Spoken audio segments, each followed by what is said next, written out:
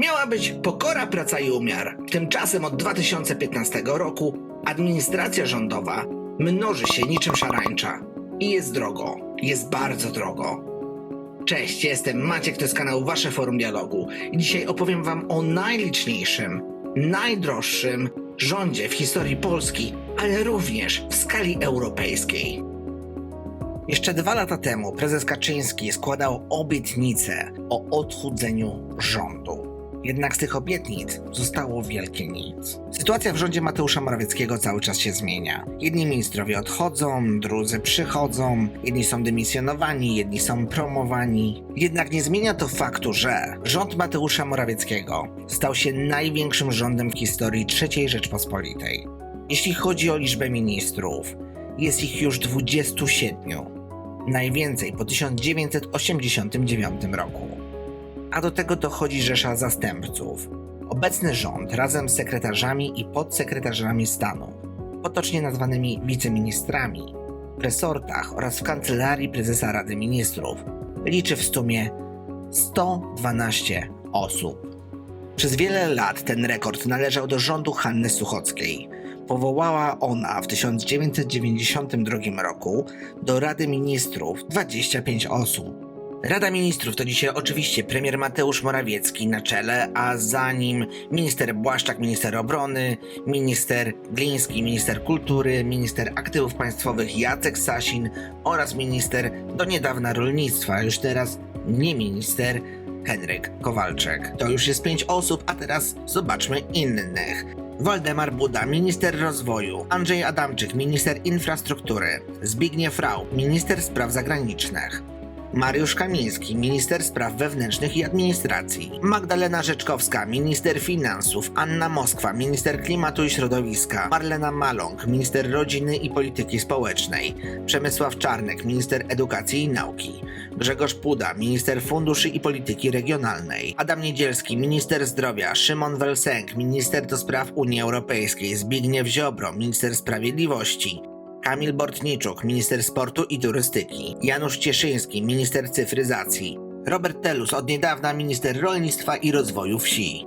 I to już 20 nazwisk i to jeszcze nie koniec. Ponieważ mamy jeszcze całą gromadkę ministrów, którzy pobierają pensje ministrów, aczkolwiek nie mają konkretnego działu, którym się zajmują. A jest to Łukasz Schreiber, Michał Dworczyk, Włodzimierz Tomaszewski, Zbigniew Grzegorz Hoffman, Michał Wójcik, Agnieszka Ścigaj oraz Marek Kuchciński, a każdy z nich odpowiednio zarabia. Dodatkowo każde ministerstwo zatrudnia całą masę wiceministrów, w sumie 112 osób.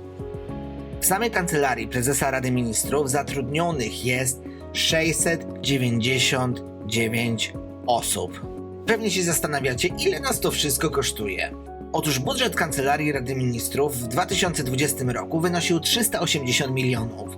W 2021 roku wzrósł do 594 milionów. W zeszłym roku już wynosił 843 miliony, a w tym roku, w roku wyborczym, jest to rekordowa kwota 1,5 miliarda złotych. Jeszcze raz powtórzę, jest to 1,5 miliarda złotych.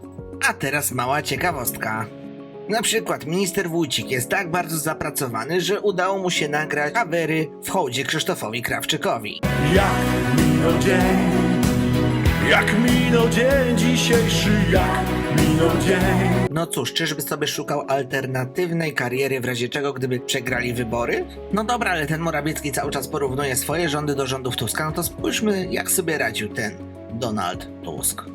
W rządzie Donalda Tuska zasiadało łącznie z nim 19 osób. Było 4 wicepremierów.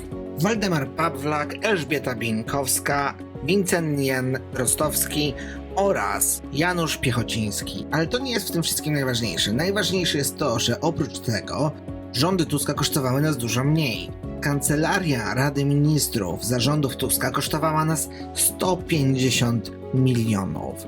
To jest 10 razy mniej niż to, co dzisiaj oferuje nam premier Mateusz Morawiecki.